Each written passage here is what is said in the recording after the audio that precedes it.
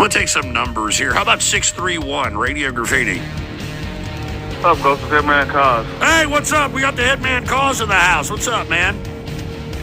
Not much, man. How you feeling? Well, I'm not doing too good. I missed the fucking preseason games for this. All right, I wanted to see Shedeur Sanders. I already played pretty well. Yeah. There was a game going on like right now, but like they had to stop for a second because somebody got a real bad injury. Oh shit, man! In preseason, man, that sucks. Yeah. Was it somebody starting, and what team was it? It was during the Falcons Lions game. It was a running back for the Falcons. Oh man, that sucks, man. Yeah, you don't want to see somebody go down, especially with a bad injury in preseason. But what else, man? What's been going on with you, Hitman? I've been working a lot. Actually, so something that you were talking about earlier actually reminded me of something. When you said, that there needs to be more, mom and pop places and whatnot, and how more local places are falling by the wayside and whatnot. Yeah. That actually reminds me because a very well-known mom and pop place in my neighborhood, they were around for the longest, and the owners know generations upon generations of families. They would know you before you even step foot in there for the first time, guaranteed. But unfortunately, one of the brothers passed away, so the store was closed for only I'd say a year or so. But then their kids took over, and they just reopened last month, and it's honestly better than ever. However, they made one small mistake. What's that? They underestimated what the store meant to the public. Because the very first day they reopened, they ran out of stock. Oh, man. Well, man, that sounded like that Popeye's chicken dilemma when they had that two-piece for $1.99. They ran out, and everybody was like, man, that ain't fair. They should have chicken on ice for this occasion. So, anyway, cheers to Hitman Cause, one of my blacks, by the way. So for all you people that are saying that I'm some kind of a racist, there's one of my blacks right there. And by the way, cheers to my blacks. What have I got? And here I am with my active thoughts. And I must say, I felt very, very lucky to finally get called on. Because the last few times where I actually did get called on, unfortunately I didn't get the best reception, so it goes hung up on me, understandably, rather than trying to hear me through a bad connection. Then all the other shows that he did after that, I tried to call in, but I would never get picked on because pretty much all the trolls, would get a hold of the lines before I could get my chance, and I got nothing against them, but just I was too slow. And then, he would get so pissed off that I would either have to bail out and just hang up, because I figured that I would never get called on, or I'd bail out because I had to go to work in a little bit, and if not that, then Ghost was drunk and he was still taking calls, and I don't think we'd be able to have the best conversation while he's drunk, But back to the mom and pop place I was talking about. I mean, honestly, the store, more accurately, it's a brother's place because it was owned by these two brothers. And let me tell you something. What I said on that call, I wasn't playing. They were a staple of my community. A staple. Where generations upon generations of families came to that store.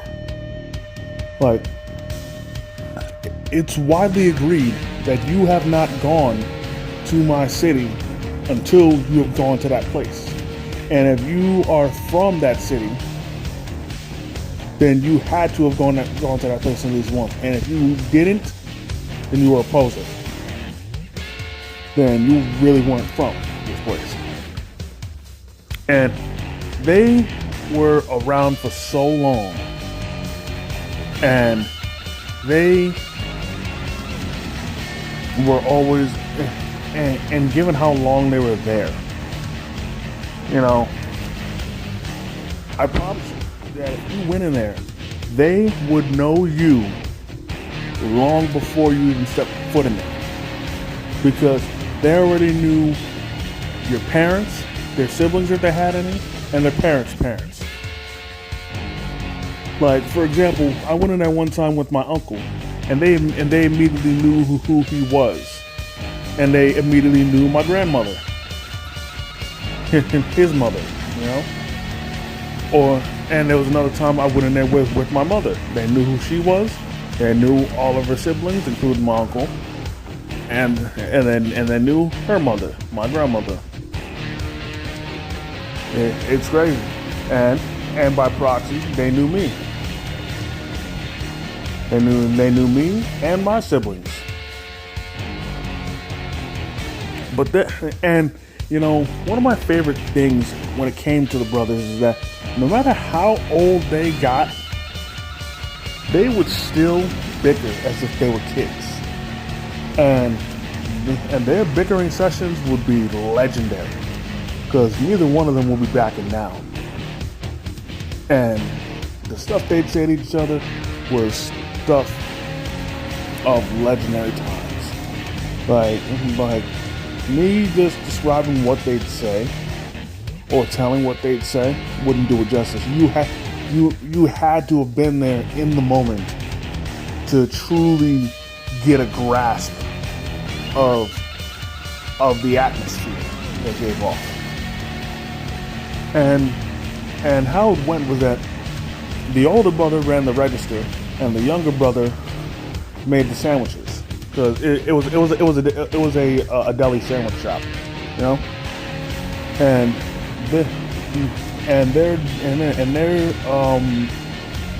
their deli sandwiches were unmatched. Now, and another thing that I liked was the generosity, because when it came to the older brother who ran the register, if you weren't paying attention to what he was doing, he would put a cookie in your bag without you noticing. I remember so many times I'm enjoying my sandwich and then I look in the bag and I see a cookie and I'm like, oh shit. And you know, it's the little things that count. But unfortunately, you know, they couldn't be around forever. And surprisingly enough, the younger brother died actually before the older brother did. And when the younger brother died, it sent shockwaves throughout the city. People came from all over the city, posting memorials in front of the store. You know what I'm saying? Everybody giving tributes, sharing stories all over social media. You know, it was truly a sad day for the city. And then once you know, the younger brother passed, the store actually closed, like I said, for like a year or so. And in that time, their kids actually took over the place, in which first, you know, they got all the degrees and stuff and the certifications that they needed in order to run the place. Then they got the place renovated out. They cleaned the shit out of the place, and if you've been there before, you wouldn't recognize it now because of how much different it looks. But it still has the homey feel that it always had. Then when opening day came, and this is funny because I said it again. When it came to opening day, it was basically a big game of telephone via social media where one person announced that they were reopening and then pretty much told everybody to spread the word. So, via Facebook, people were sharing the post. On Twitter, they were retweeting the tweet. And of course, verbally, word to mouth, everybody was spreading the word. Next thing you know, come opening day, I don't know how or why they did this, but they underestimated what this place meant to the city. Because when it came to the clientele that came in when I pulled up, it was all kinds of clientele. Young, old, and in between. Like, when I say pretty much everybody showed out. And they underestimated this because they ran out of supplies.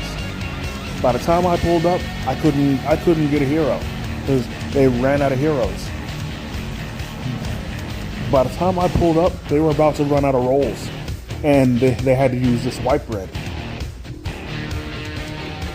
But even on a roll, it's obvious that they learned if the brothers taught their kids how to make the right sandwiches, they taught them the right way, because it tastes exactly the same, and it's like they never left. And next time around, I did get a hero, and it was just as amazing. And I tell you what, if there's one thing that they learned, is to never underestimate the value of that place to this city ever again. But you live, you learn, and they had to learn the hard way. So that's gonna do it for this video, ladies and gentlemen. I definitely want to thank each and every one of y'all for taking the time out of your busy schedule to come and chill with your boy. If you enjoyed this video, go hit the like button, comment if you feel like it. If you're new to the channel, please subscribe and hit the notification bell so you never miss a new video. And as always, Struggle Vision Productions, I am the Hitman Kaz, and if you see me coming, run.